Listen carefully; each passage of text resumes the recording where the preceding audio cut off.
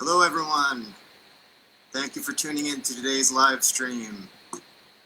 My name is Ray and I'm the Technical Director at the Arachnyd Music Academy.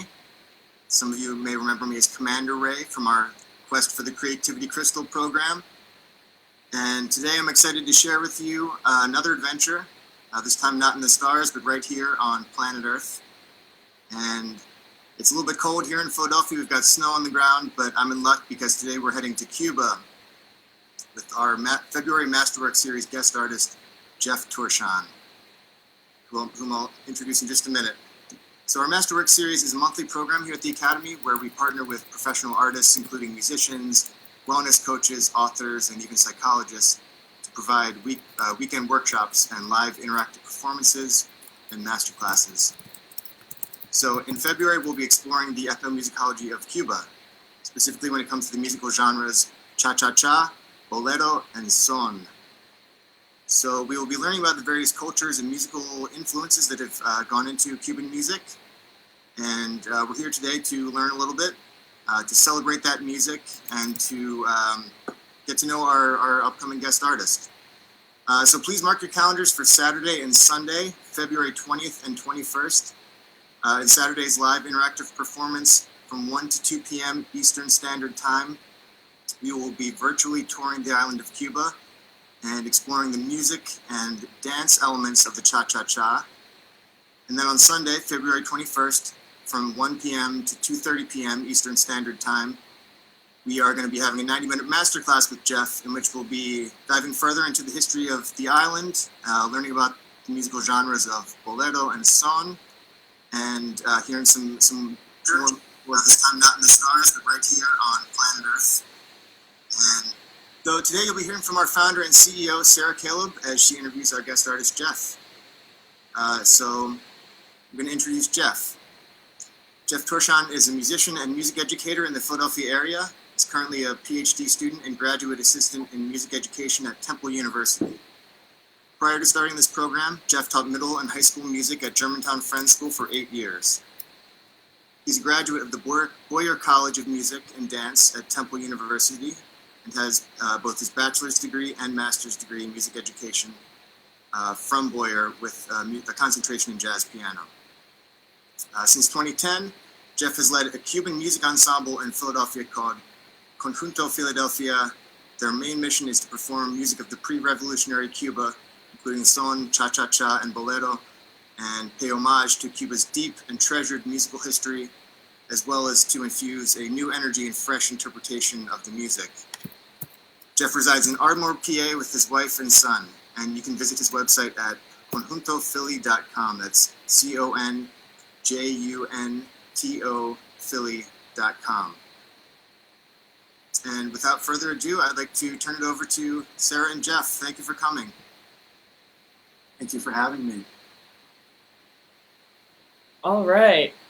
Hello, everyone, and welcome to the live between me, Sarah E. Caleb, founder and CEO of the Arachnyd Music Academy. I am so excited to have here with me thank you, Commander, for welcoming us into this live, and Jeff, thank you for being here. So I'm just going to take a moment to pin both of our videos so that our viewers can see your face and my face at the same time as we are chatting here. Jeff, it's been so fun, for everybody to know. Jeff and I go way back. We went to high school together, so we've got some history together. We used to be hanging out in our music teacher's room in Fitz's 109 at the William Penn Charter School, so to have him here again is really special for me. And yes, we are going to Cuba. We are here to celebrate and appreciate the music. And so before we even get into the interview, Jeff, there's something that I think is really important to ask you about before we begin this conversation. And that is being aware of how to approach this subject and how to approach appreciating and celebrating Cuban music while not appropriating their culture. So even with every culture around the world, what is something that we can be mindful of when we go to these different places or places that we're not familiar with and give respect to and celebrate and appreciate the cultural diversity that's found in music? Well, first of all, Sarah and Ray, thank you so much for having me. This is such an honor and a privilege to be able to have this conversation with you today and next week for the Masterwork series. So we're going to talk about Cuba, and I've done a lot of work with Cuba and Cuban music. And I think, Sarah, to answer your question first and foremost, having an approach to the music and the culture of openness and interest, right, and curiosity that is really sort of grounded in this idea of wanting to understand and not just like learn one or two things and think you understand it all, right? So really having that open mind, that lens of I'm here to learn, I'm here to respect, but really like take in and really connect with the culture that I'm studying or that someone's studying. And so that is what I've done with Cuba, right? I'm not Cuban. I have no background in Cuban heritage at all.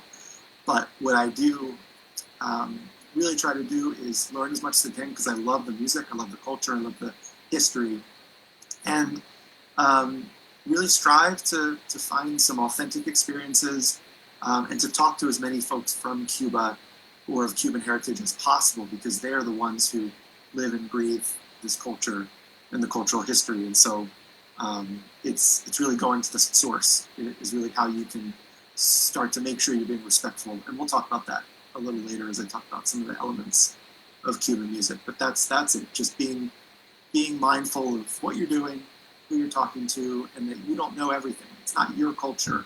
It's somebody else's culture, and you want to explore it, but at the same time be respectful of what you don't know or what you think you know, because you might not know it in the same way that the culture does. So. Thank you, Jeff. So I'm glad that you said that, and that's something that we're all taking into this conversation. And just for everyone to know, as we finally dive into the personal questions that I'm excited to ask Jeff, there will be a Q&A session towards the end, so please stick around and you can type your comments into the chat, and we'll take a look and answer anything else that you might be interested in learning about. But of course, to get the full spectrum of what we're doing, you're going to want to hang out with us in Cuba virtually on Saturday and Sunday. And also, please stick around to the end of the event because, as I have said in the email marketing that we've been sending out, which is to there's a surprise. There's a surprise announcement that I'm going to be sharing with you guys at the end of this live video. So you're gonna wanna stay. And moving on, Jeff, the first question that I have for you is just in general, putting Cuban music aside and just focusing on music. When and how did you even begin to learn and to love music? Well, it goes back a few years. It goes back to the age of 10, to be honest. I mean, I had music in school. I heard music in my house growing up, from when I was very young. But it wasn't until the age of 10 where I actually started at the William Penn Charter School, and I guess that was 4th grade. And I wanted to take piano lessons. And my mom had played piano. We had a piano in the house. I would go to it and mess around, but I didn't really show an interest in it, and my parents didn't want to force me to play, right? And so one day I asked my mom, I said, I want to take piano lessons. Can you teach me?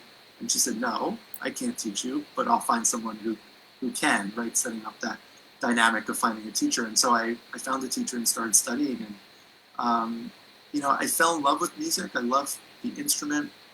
But I would say I was not as interested as maybe I am today, right? And so I played piano. I kept lessons going. I did the traditional track and learned beginning pieces and started to learn sonatinas and other sort of Western classical repertoire, and had the Disney book, I remember, and the pop song book, and tried to play some things, and and then in school, like, that started to build my musical interest as well. And I had some really great music educators at Penn Charter who really cultivated my interest in music.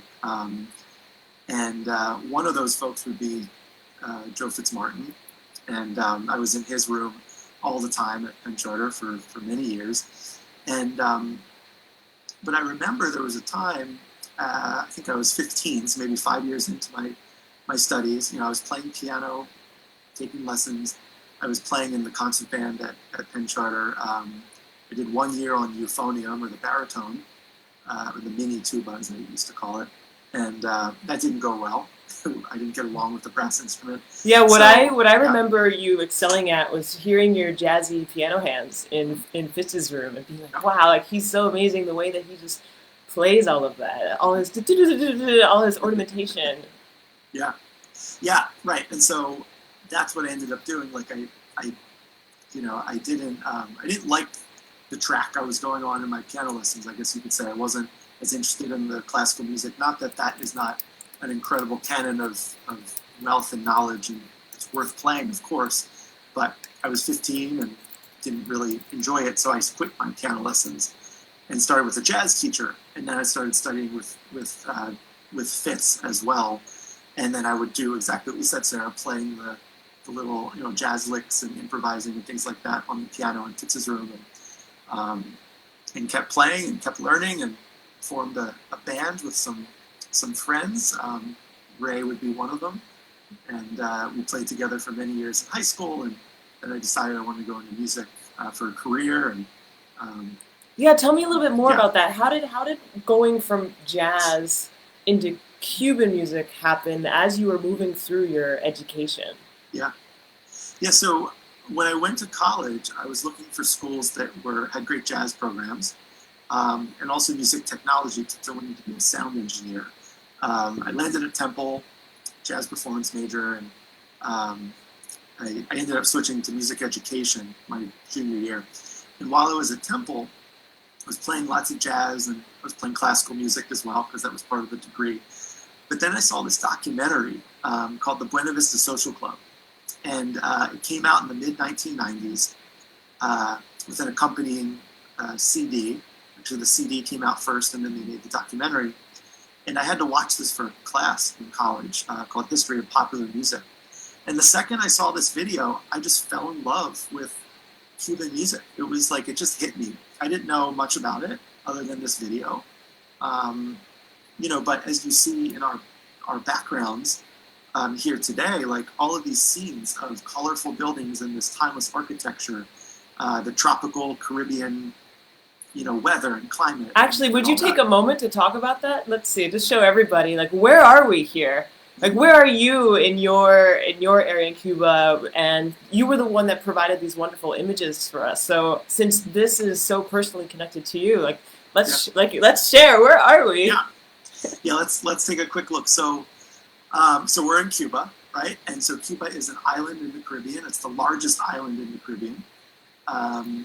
If you trace sort of a path from Havana, which is on one end, and Santiago de Cuba, which is on the other end, it's about a 12-hour bus ride. So that gives you some idea of how long the island is. The capital city is Havana, and that is where all these images are from. And so if I sort of come over this way, right? This image that I'm in front of is, there's 3 buildings, pink, blue, and yellow. And I took this picture in Habana Vieja, the old part of Havana. And I didn't know it at the time. This was just pretty to take a picture of. But as soon as I came back from Cuba, I started seeing this image everywhere on, not this exact picture I took, but these buildings, on news sites and in books and blogs and all sorts of things. And I come to find out that this was like a really popular place in Havana because of the colorful buildings. So this is one part of the city. Sarah, where you are, I don't know the exact street, but that is one of the inner parts of Havana, one of the neighborhoods with house after house, which is probably a restaurant or a store in there as well. Actually, as I'm looking closely at it, Yeah, let's see. Yeah. That looks probably Habana Vieja, Obispo Street, which is one of the main thoroughfares in the city. And then Ray's picture is from a rooftop looking out onto the city of Havana. And you can see some of the tile work on the buildings, that Spanish-inspired architecture. But the interesting thing about Cuban architecture in the city, if you look, well, it's to my right. I don't know if that's the same for everybody, but where there's like a dome in the one corner, the other side. Yeah, thank you. Right there where Ray's finger is. That, and right below it, all of that sort of older, looks like rundown kind of architecture, the buildings, all that stonework. Those are very old buildings, 300-400 years old, and Cuba doesn't necessarily have the infrastructure to keep up all of the building maintenance, and so some of the buildings are not great shape, unfortunately. All right. Thank you, Jeff, for explaining sort of where we are in space and time now. Especially because we're in this time, at least if you're on the East Coast, like we are right now in Philadelphia, it's cold outside. There's snow on the ground. It's been freezing for days. We've got a bunch of this cold weather. So one thing that we love to do here at Arachnyd is take people into different places. And now, especially in a pandemic where we're all on lockdown and life just isn't as open as it was before, I think it's really important to do whatever we can to bring the world to us now. And in that, talking, adventuring and exploring. So I'd just like to hear a little bit more of your explorations in Cuba and how, going back to your education, how connecting to the Cuban music in college connected you to actually going and visiting the island. Yeah. So, like I said, I saw that Buena Vista Social Club documentary, and I was so amazed by it. There are these older 70, 80, 90-year-old musicians who were making this music from the 30s, 1930s, 1940s, and 1950s. And so that inspired me. I didn't know what to do with it, but I knew I wanted to study. So I started seeking out folks who were Cuban or knew about Cuban music, recordings, things like that. And I wanted to go to Cuba, but because of many governmental regulations in the United States at the time, it wasn't possible. So I did the next best thing in my mind, and I went to Miami, which has a very large Cuban population. And I spent a month there doing undergraduate research on Cuban music, and I just spent time talking to Cuban musicians and interviewing them, and transcribing, writing down pieces of music that I learned that were Cuban sort of standards. And right before I left for Miami, I started a band in Philadelphia called Conjunto Philadelphia, and we played music from Cuba. But I didn't know much. I knew I wanted to play it, the music. I just didn't know a lot. So that's why Miami was so important. I came back with a treasure trove of knowledge, talking to a lot of the people within the culture, and then brought that back to the band. And then that was right at the end of my time at Temple, and I started working at German Conference School, and there was a grant opportunity for cultural study, and I applied and received the grant to go to Cuba. And at that time, because I was a teacher and not just a student, I had the legal ability to go to Cuba. And so my first trip was in June of 2012. And that was the first of, I lost track, I think 6 or 7 trips since 2012 to the island, each one learning about the music and the culture and the people and the history, the food, taking some pictures like you see here, but continually talking to musicians, playing with musicians, and just bringing back as much as possible, even to the point where I did my master's thesis on the Cuban cha-cha-cha, which we'll learn about next weekend, and how it can be used in music education here in the United States. And so I've done a lot with Cuba and a lot of trips, for sure. Which is, of course, why we have you here. Yes. And going more specifically into what we're going to be doing on Saturday and on Sunday, February 20th and 21st, so not this weekend. The first thing we're going to be concentrating on is the cha-cha-cha, right? Our participants, our students are going to come in as if they just landed in Cuba, and we're going to be taking them around to the different cha-cha-cha as well, virtual, I should say, virtual cha-cha-cha dance halls. So in the cha-cha-cha, like what kind of different musical elements should we be sort of expecting to hear in order to prepare our ears, and where do these elements come from? And I guess this even applies, of course, to bolero and also to son. The different cultures in diaspora that we were talking about earlier that make up the different musical elements in this music. Can you just speak on that a little bit, and then maybe give us a few examples? Yeah, definitely. So the fascinating thing about Cuba is it's this place of so many different cultures coming together, right? And so you have a little bit of the indigenous population in Cuba, but a lot of the music stems from both West Africa, where there were a lot of West Africans who came to Cuba in the 1500s and beyond through the slave trade, and with that, they brought their culture, of course, and drums and many different musical elements like call and response and things like that. And then the Spanish brought a lot of cultural elements like flamenco music and the guitar and other instruments like that. And then also from Europe in general, Western European classical music came over throughout the centuries as well. And so Cuba became this cultural mecca, this melting pot of all sorts of these cultures. And this music started to develop on the island through the 1700s, the 1800s, and then into what they call sort of the golden era of Cuban music, the 20th century, into the 1940s and 50s. And so cha-cha-cha would be one of those styles that started really in the 1950s, but has a long tradition from a previous style called the danzón, which connects greatly with the Western European classical tradition, and specifically the rondeau form, which is a form of creating music with an A section, a B section, etc. All these different sections, a certain order that you put the song in. And so the danzón sort of modeled that, fusing in the drum from West Africa.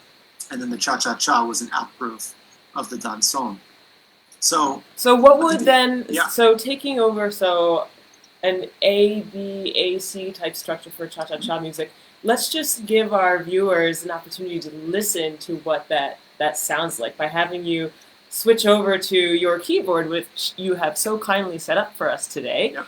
And we can watch you play as we're listening to the type of music we would be hearing coming from the cha-cha-cha genre. Yeah, and let's make sure we can hear this. Yes, we are good to go. Good Fabulous. to go. All right. So we're going to switch over here. I'm going to show you my hands. And we will do this. So perfect. Go ahead. All right. So the cha-cha-cha, one of the elements of it is this cowbell part. And I can't play the cowbell on my piano, but the cowbell part is quarter notes. Right? So whatever you do, it has to have that steady pulse. Right? But that only takes you so far. So the piano part that you would play over top of that loud cowbell would be this.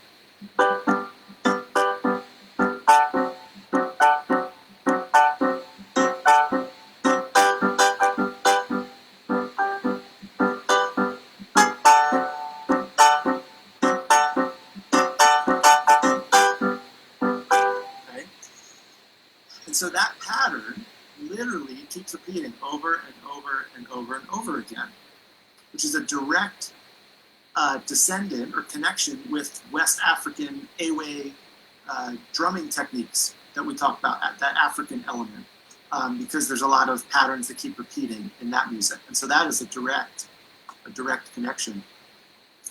Could you take us through an A, B, A, C experience? Yeah, so let me I want to go back here because I want to explain something before I play this. So, okay, I'm back. I've teleported back in. So, really quickly about the danzón, right? So this A, B, A, C, okay? there were many danzons that followed that structure, but the important thing that I want to highlight now is the cha-cha-cha, because at the end of the at the end of the danzon, at the end of the ABAC, there was this repeated section. Okay, it's called a montuno section, and it was very similar to what I just did, kind of this.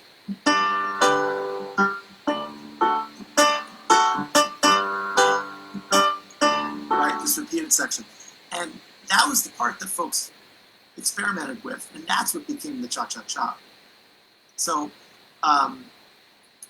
while the ABAC form is very important, I want to highlight that because it really sort of outlines the cha-cha-cha. So let me go back to my hands. Okay. And, okay, so, you know, that ending part, so here's an example of a cha-cha-cha. I'll play a melody, actually. Alright, so the bass line might be something like this. Right.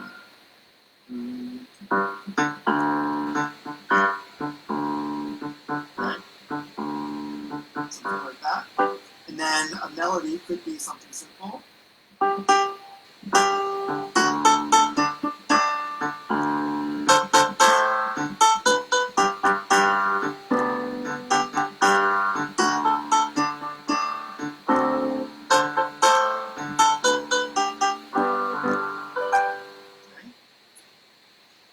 And so just that phrase, right, just that little bit would be something that dancers would dance to. I'll come back here. Would be something that that folks would dance to in the dance halls. And, sorry. Okay. And so the danzon was sort of like a trickier kind of dance to do. But the cha-cha-cha was simpler, and the whole premise of the cha-cha-cha was, let's make it simple, let's not make it complicated. So this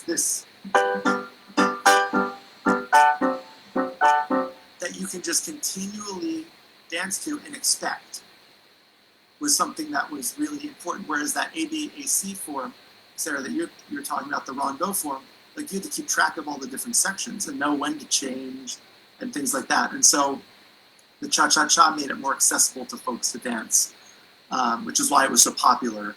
And so let me stop there. I see. That makes total sense. That's something that I personally wasn't understanding right away, so thank you for clarifying that.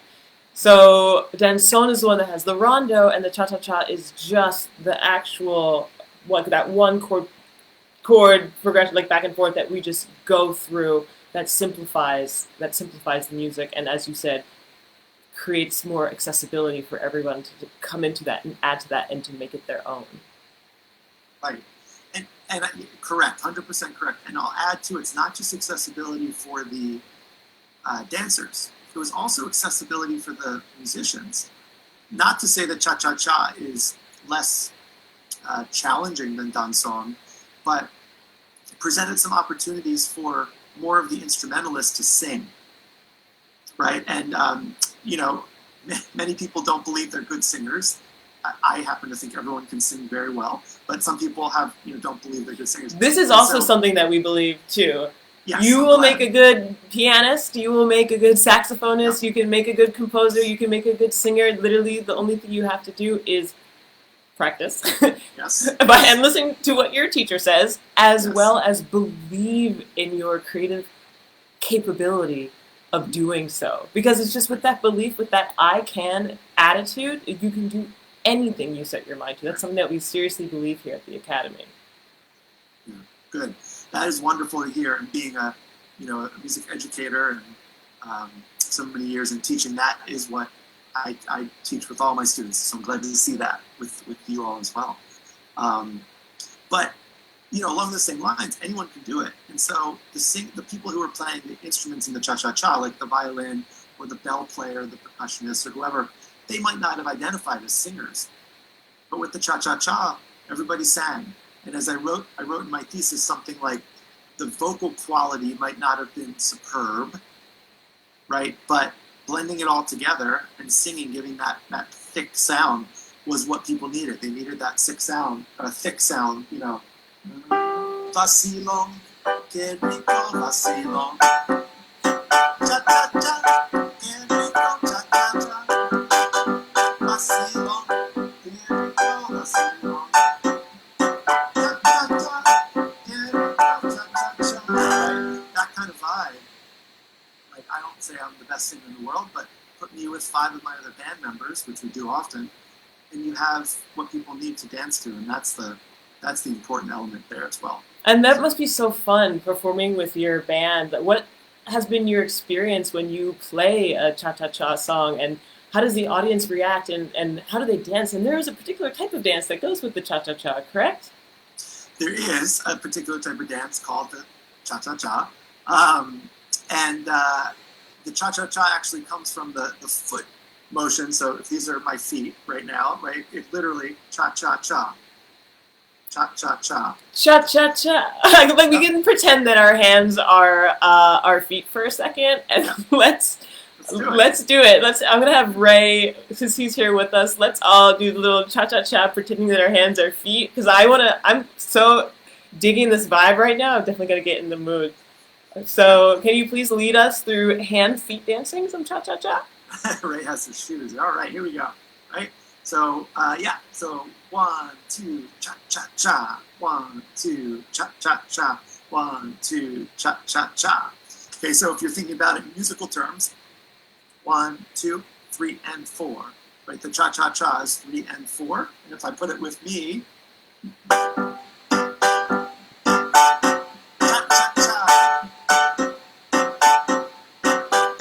right? Oh, cool. One more time. I want to do it again. Okay, we'll do it again.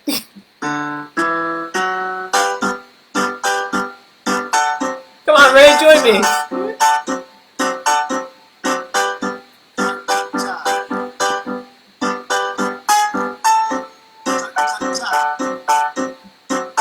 And if you're listening, you can feet dance and, like, hand dance, whatever floats your boat. Great, thank you. Thank you for a round of cha-cha-cha. Let's jump now, because that's what we're going to be doing on Saturday and getting way more into it and teaching that dance. Let me just, woohoo, replace, okay. We'll be teaching that dance. We will be teaching how to move with the cha-cha-cha. So it's not only going to be like, this is the musical elements, and that's actually, Ray, one of the reasons why I'm so glad that you're with us. In case you guys didn't know, Commander Ray is also a bassist, and we are going to be having him and another musician join us on Saturday, who's a guitarist. It's our guitar teacher, Colin. So we are going to be, for Jeff, sampling on our different instruments, the different musical elements of the cha-cha-cha, as well as teaching you how to dance the cha-cha-cha. And now, looking towards Sunday, when we're going to be talking about bolero and be talking about son. Can you speak a little bit about that now, so that our students and the viewers who are tuning in now know what to expect? Yeah, definitely. So the cha-cha-cha, as we said, was sort of out of that danson, which has that rondo and classical, Western classical, European classical roots, with all the other influences. The son, for example, is a little different. So the son has many elements of the West African culture. The drum, like the bongo drum, for example. The clave, if you haven't heard the clave rhythm, it's also an instrument, but the rhythm itself sounds something like this. Your claps are cutting out just a little bit, so if you could maybe speak them at the same time. Let's try that again. Here we go.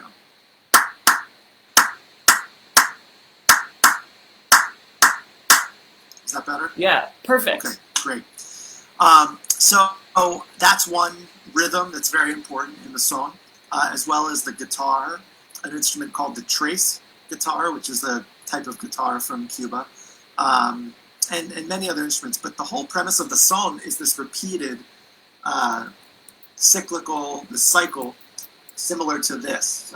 So actually, this is exactly what happens.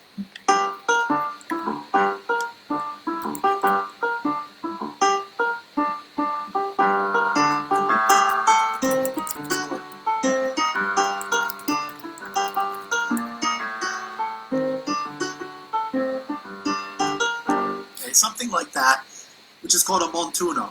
Which Can we literally is see a- you do that again from the angle of the camera that you have positioned over your keyboard, please? Of I think it's course. just fascinating when we can view your hands like that. Yep, you got it. All right.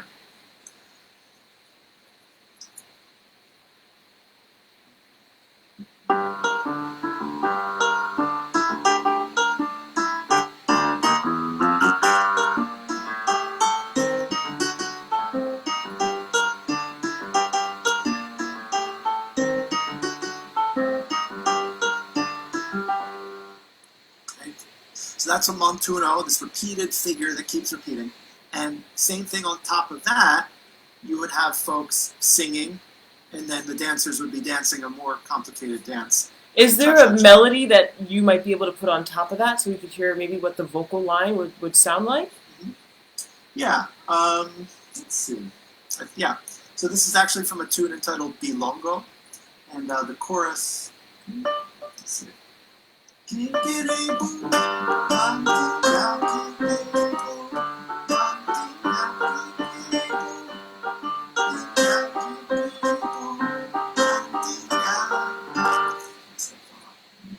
so that's it. It's a slightly different pattern, but the same idea. This repeated montuno underneath this melody.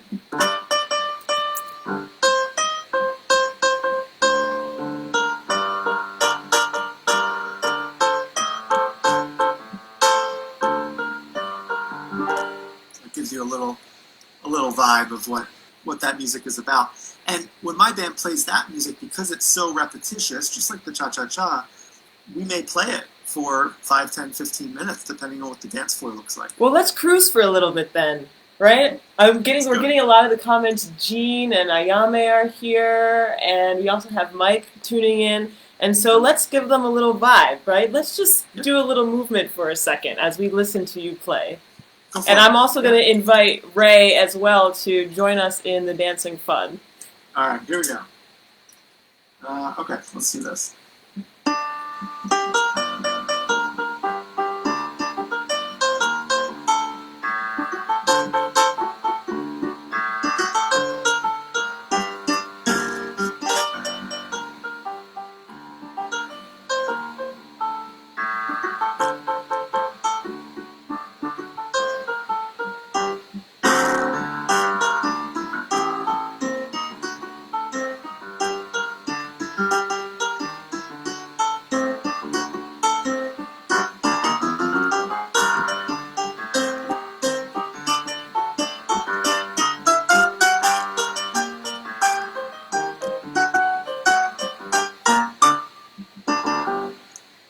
Nice. A little bit. Nice. Thank you. Thank you for Sure. sharing. So I'm just going to spotlight my video here. So wow, so that takes us through that. And finally, the last musical genre that we're going to be getting into, could you speak a little bit more about that as well?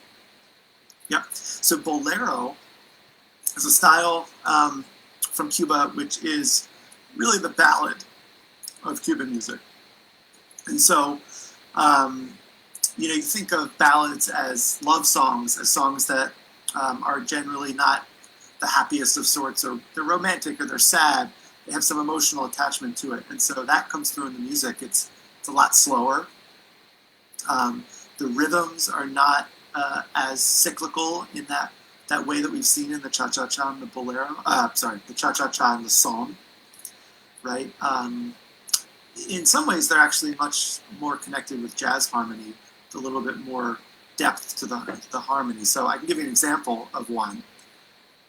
Yes, we would love that, Yeah. right?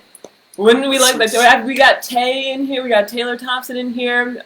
We went to college together, so hey Tay, give you a quick shout out. What's going on? What's good? I'm glad you're here. Let's play for the people, Jeff. All right, cool. So this is a little bit of a song called Quizás, Quizás, Quizás, which is a really famous bolero in Cuba, and this one translates into English, perhaps, perhaps, perhaps. Okay. And really quickly, it starts out in G minor, and I'll play through to the bridge, because the bridge, you'll notice a shift. We'll talk about that shift after. Okay, but notice for that bridge when we get there, what happens?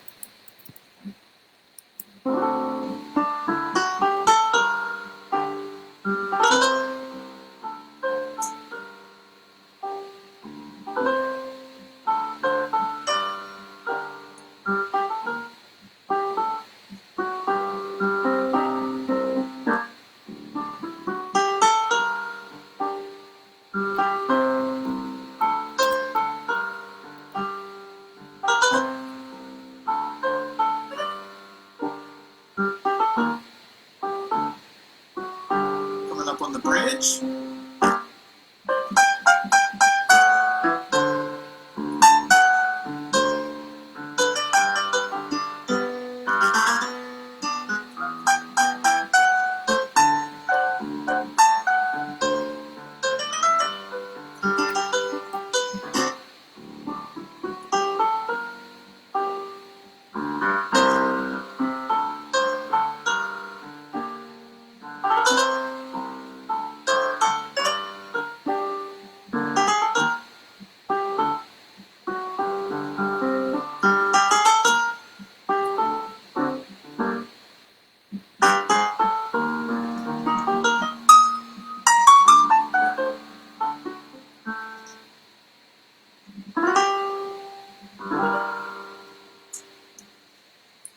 All right.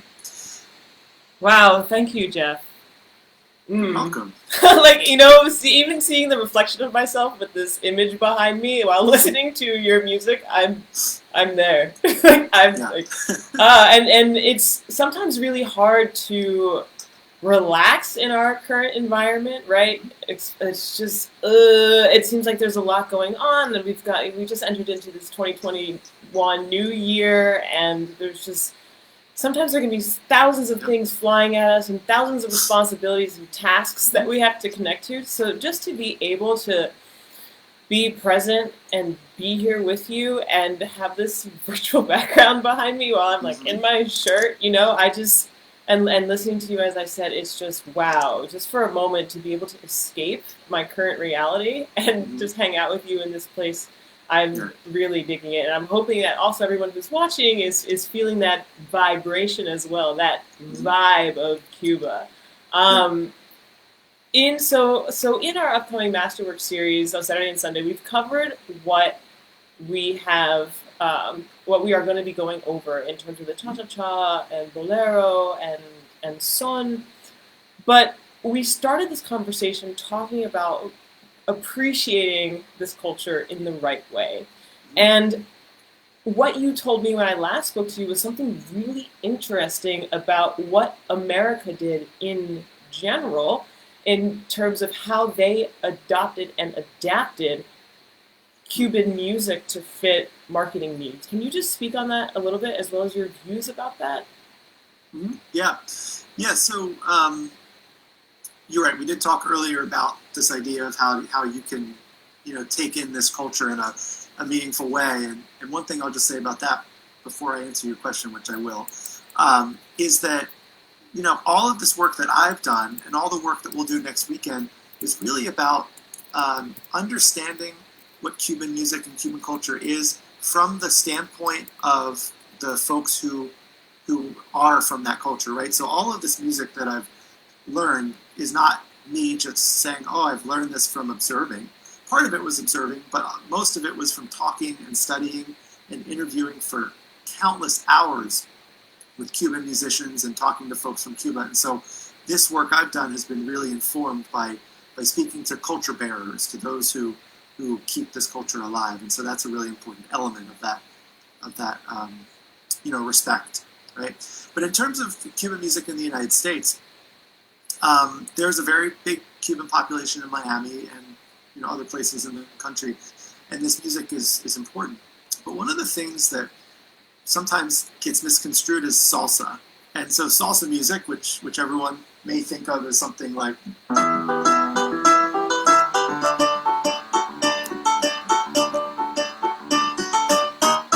that's the conga, Gloria Estefan, for example. But like this salsa thing. So salsa actually originates in New York, and it's a mixture of sort of the Latin jazz or jazz in general, elements in New York with the Puerto Rican culture, with Cuban musicians as well, right? All of that is there. But the term salsa was created as a marketing term to sell records.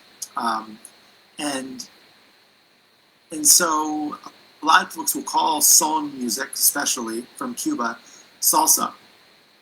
And that is a common misconception, because while there are many of the elements in salsa that come from son, because son is sort of the grandfather, if you will, of that music, they're very different. You know, son starts in the early 1900s, salsa starts in the 50s and 60s. And so in New York, right, granted, in this population, this culture, this community that has ties to Cuba and Puerto Rico and other places, but it is not like salsa started in Cuba and then came to the United States. It was very much, these traditions went there and developed. Kind of like in some ways like pop music here in the United States. Like you wouldn't say that Taylor Swift's music is the same as, you know, 1950s rock and roll, but there are elements that connect the two, right? One wouldn't happen if the other didn't happen. And so maybe Taylor Swift isn't the best example, but, you know, like, it's those sorts of things that you really need to consider. So we can talk more about that next time too. Yeah, we can save that topic for our actual masterclass on Sunday. What I'd like to do now is actually turn the opportunity, or give the opportunity over to our viewers right now to ask any questions of you. I'm noticing there's just a tiny bit of a lag between our live video feed and what's going on here in the live stream on the Facebook page. So I'm just going to take a moment to ask everybody to type their questions in the comments, and then I will read for you, Jeff, what people are asking and wanting to know of from you. So just give me one moment.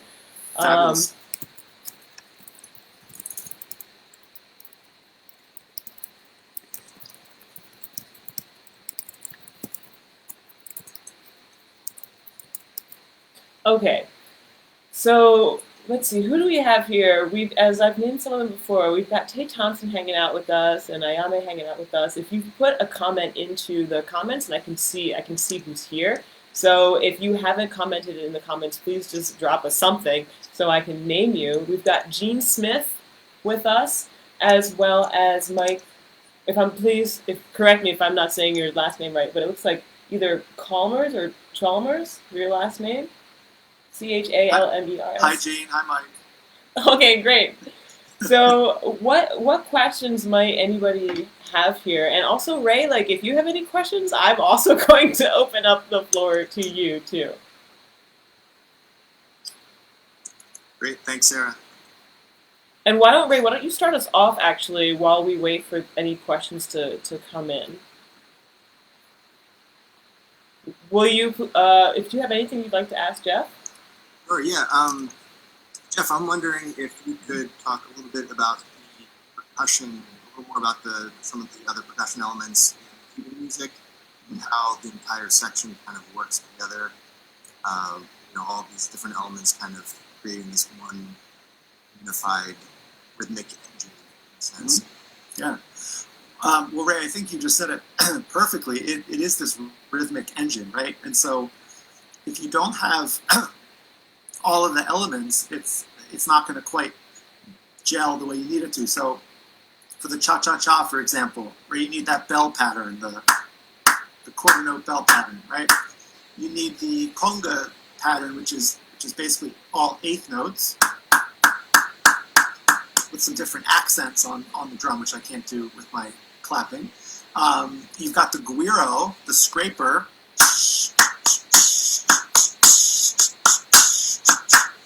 and then you have the timbale drum, which we'll look at next week, but it's this one.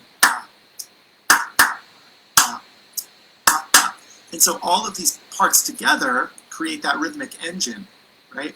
In addition to the percussion parts, the piano, that piano part that we did, that is very much part of the rhythmic engine because it's so cyclical. The bass part, that's part of that engine as well.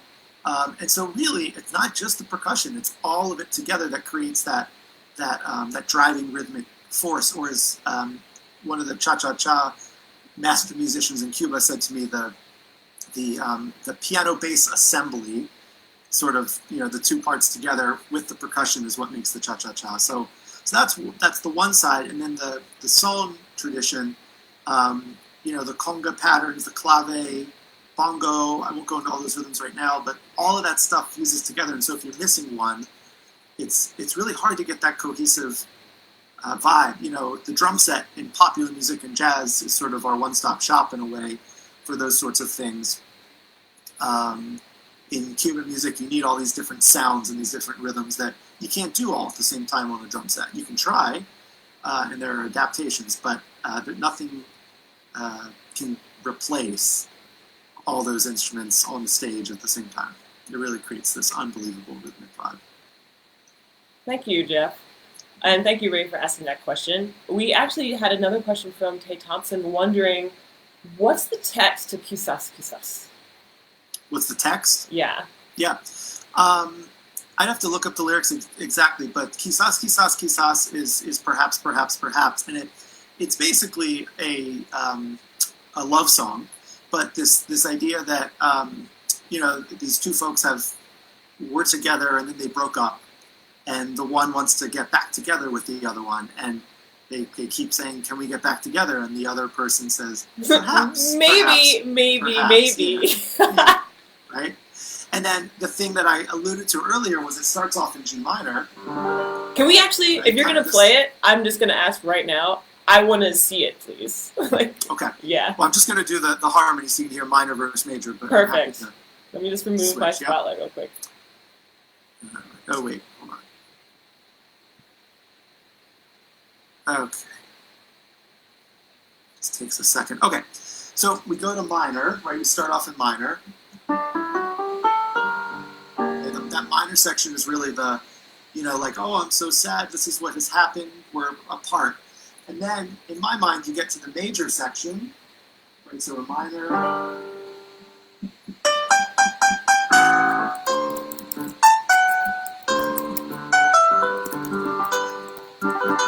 Major as you can get, right? That's like maybe we'll get back together. It's looking hopeful. And then we get to the end of that section.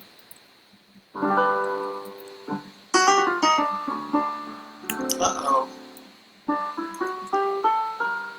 Maybe not. Quizás, quizás, quizás. A few times and then a no-go. Great. So that is it. Taylor also wants to know, and this is a really interesting question, it's what's the best platform, pop, dancehall, or even gospel, in order to blend these Afro-Cuban patterns? That's a great question. Who is it from, Sarah? From Tay. From Tay. Okay, Tay. So, yeah, I think a lot of these rhythms have fused into jazz, the Latin jazz and other Afro-Cuban elements. Like, that is a pretty obvious answer to your question, at least for me. But, I think the interesting thing is these can go into anything, right? The clave rhythm, which is a whole other discussion, that, right? That is something that you hear in pop music in 2021. And you've heard it all the way through over the past 100 years in jazz, in blues, in gospel, in rock and roll, the Rolling Stones, Taylor Swift, Disney, everyone has used it. And it's this holdover from sort of cultural sharing in the early part of the 20th century. So I think you could put these in any style. I think the thing to think about is, and this goes back to that cultural awareness idea, what are you taking from Cuba? What are you putting in another style? How does it change it, and why? And, are you doing it as a novelty? Or are you doing it because you really like that sound and you're trying to be, fusion, sort of a fusion vibe? I think there are just questions you have to ask yourself before you do it. But I would say you could pull elements of this into anything. I often play montuno patterns when I'm playing jazz because that's something that I can't get away from because I do Cuban music so much. But also because I think they fit rather nicely. So, it's a pick and choose kind of thing. Great. And then, thank you. So I hope that answers your question, Tay. And for our last question of the day comes from Ayame. She wants to know a little bit more about the indigenous background to what we know as the current Cuban sound in particular. It's a great question. Unfortunately, there's not a lot that stays within sort of these Cuban music traditions from the indigenous population. Sadly, because many of the folks who were there originally died or were killed very early on, right? So Columbus, I don't use the word discovered because he didn't discover any, right? He landed in Cuba in 1492 in October, and found the indigenous people. And through disease and through fighting and other things, many of them had died. And by the early 1500s, the vast majority of these folks had perished. And so that's why, one of the reasons why the slave trade was so important in Cuba, because the Spanish needed folks who worked the land. And that's why they needed West African people. But so, a few of the percussion instruments are sort of tied to the indigenous populations, the taino, the arawak, which had also been in other islands in the Caribbean, but maybe a little bit of language, but not very much. And it's hard to find scholarly work that talks about that, because there's so much that is not retained, and there's not a lot that is documented, so it's hard to know for sure, unfortunately. Our hour here is coming to a close, so I'm just going to close the questions coming from our viewers. Thank you for asking, and I hope that you got some information to help you better understand what your questions were asking. We will, of course, be hanging out all together Saturday and Sunday, February 20th and 21st, from on Saturday 1 p.m. to 2 p.m. It's our live interactive virtual performance with Jeff, and then on Sunday we have our 90-minute masterclass where we will be diving in even deeper into the ethnomusicology of Cuba. So if there are any other questions that you have, any further things that you would like to know about, or even if hanging out with us for this hour was super exciting, make sure to come to our Masterwork series events. I'm going to drop the link, the event page, into the comments below for you to be able to book your tickets.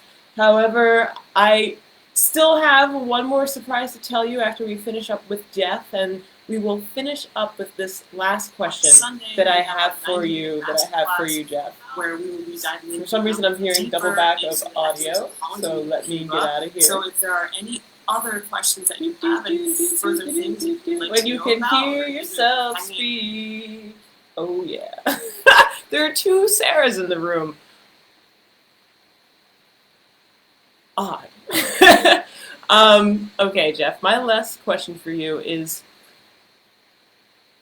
what is something that you're really excited about, that we can get our viewers and our students super excited about, in terms of what to expect and what to be able to dive right into when we do our 2 Masterwork Series Weekends events coming up? Yeah, so all of the things you saw today, first and foremost, we'll dive deeper into, right? We'll do more of the various styles, cha-cha-cha, son, bolero. We'll talk more a little bit about the history of some of this music, some background. I've got some fun anecdotal stories about meeting Cuban musicians. I think will be really interesting.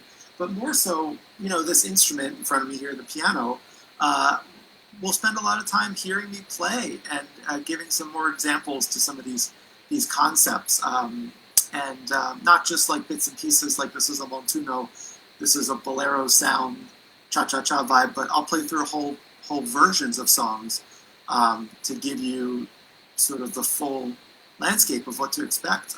But I want you to come prepared to travel with us to this tropical island, to forget about the cold, or maybe wherever you are, maybe you're not in cold, but we are certainly here in the East Coast, and just to escape to this wonderful island that I've dedicated so much of my time and life to, and it's something I want to share with as many people as possible. So I'm so excited for next week and so thrilled to be able to share it with you today. Yeah, so thanks, Sarah. All the things you saw tonight, first and foremost, we'll dive deeper into sort of the full. Thank you, Jeff. Just having a bit of technical difficulties over here on my end. Ray, if you could please spotlight my video for me.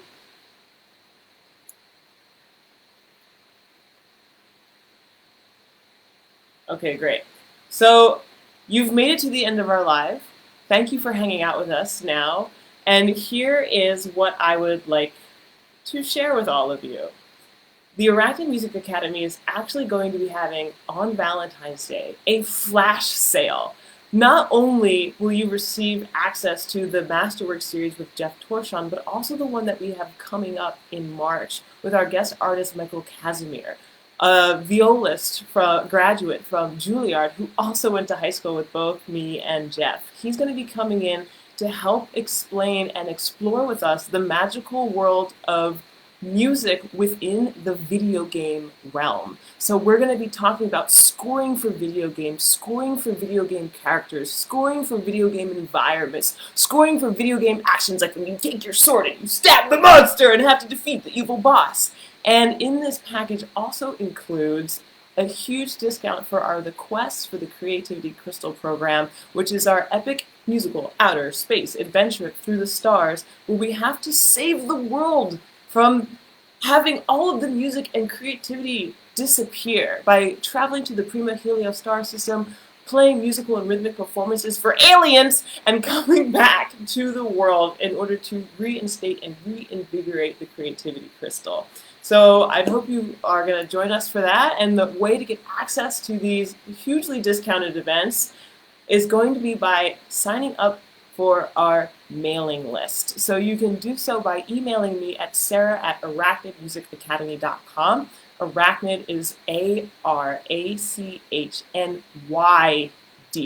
So sarah@arachnydmusicacademy.com, or you can even type in the comments below, I'm in. So please watch out for that for our flash sale coming up on Valentine's Day. And the second surprise that I have for all of you is we are going to be creating an exclusive private Facebook page in the coming week, which will be called Unleash Your Inner Child. Why? Why is this important, and why is this important to us? At Arachnyd Music Academy, we believe in the power of creativity and imagination. And there's that inner child that exists within all of us that just wants to come out and play and be curious and explore. Wow, like, what is this? What happens if I make and put these things together? And I like making stories, and I like doing these things. And as adults, we can often forget that we have this playful nature that still exists within us.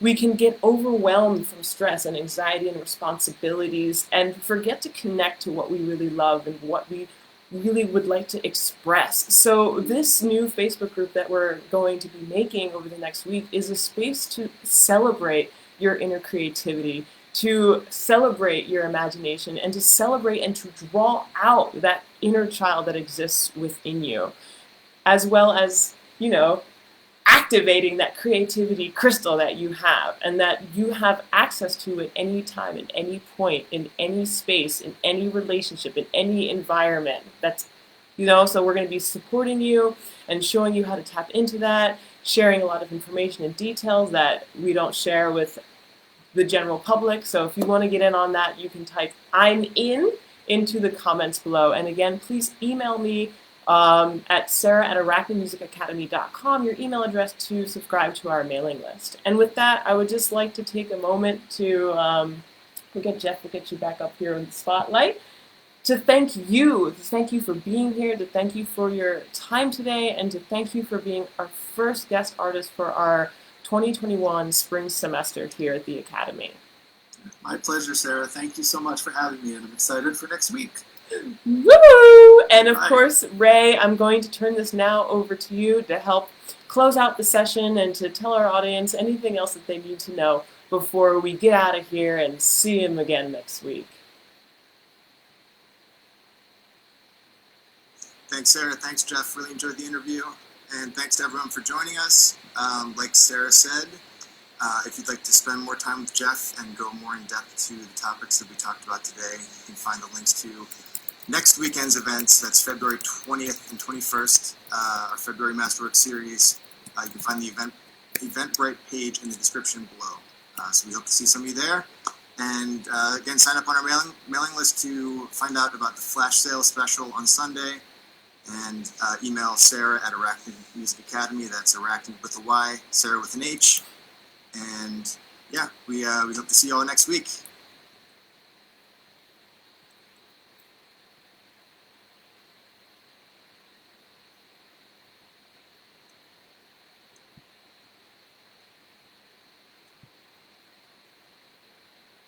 Technical difficulties are really hilarious sometimes, trying to run the Zoom call and also trying to figure out how do I get out of here. But with everything, thanks again for tuning in. We hope to see you on Saturday and Sunday. For now, this is Captain Sarah signing off. End live video.